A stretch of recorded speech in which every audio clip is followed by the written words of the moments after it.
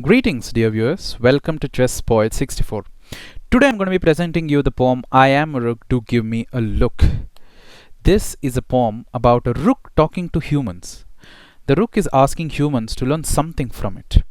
There are certain things that you need to know to understand this poem a little better. So I'm going to tell you very briefly what all you need to know. The first thing is there is a rule called as castling, wherein the rook and the king more or less interchange their position. More or less, not complete, but partially they interchange the position.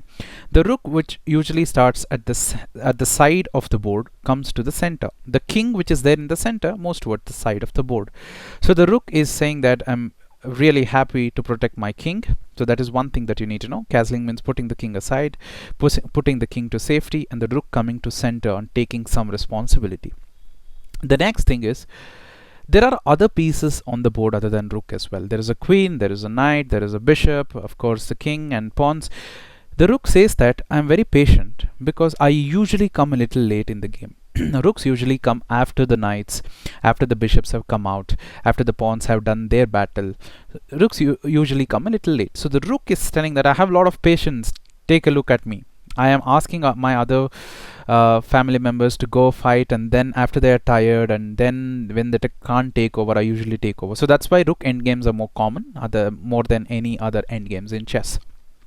This is the other thing that you need to know.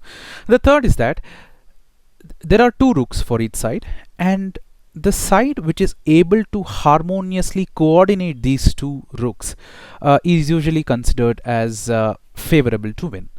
Of course, there are exceptions to everything in chess, but majorly that is what they recommend. If you have two rooks, try to find ways to harmoniously coordinate both of them. And that is the reason the rook says, I am with my other rook and we are living together, we are living happily, we shouldn't be ideally separated. That is what it is teaching, just to coordinate, not to split. And the last thing is, this is actually interesting. When the rook is placed at the center of the board, the possible path that it can travel is a plus sign. If it is placed in the center, it can move horizontally and it can move vertically up and down. So the possible path that it can travel is a plus sign. Of course, it is denoting positivity. We don't know, but that is what the rook claims. So now let us get into the poem and see what it has to say. I am concerned about my master. To avoid any possible disaster, he castles and puts me in center to fight. He does have all the right. I feel powerful protecting and delight in guarding. I am a rook. Do give me a look. I am patient to let my minor pieces engage, not envious when they have taken the stage. I am called when they are tired and no more. I am resolute to outpour all that I have for my master to ensure he tastes victory a bit faster. I am a rook. Do give me a look. My other pal and me are harmonious. Separation makes us anxious. Split rooks are dreaded and disrespected, and quite often rejected. So we have made a pact to not quarrel. As of now, love is our fuel. I am a rook. Do give me a look. When I am placed in center, my possible path is a plus sign. I teach you positivity and to apply it in every opportunity.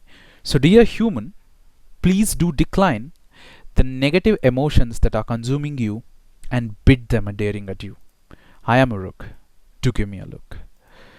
The entire poem is in the description as usual. Feel free to share what you feel about the poem through comments and suggestions. And once again, thank you very much for your time.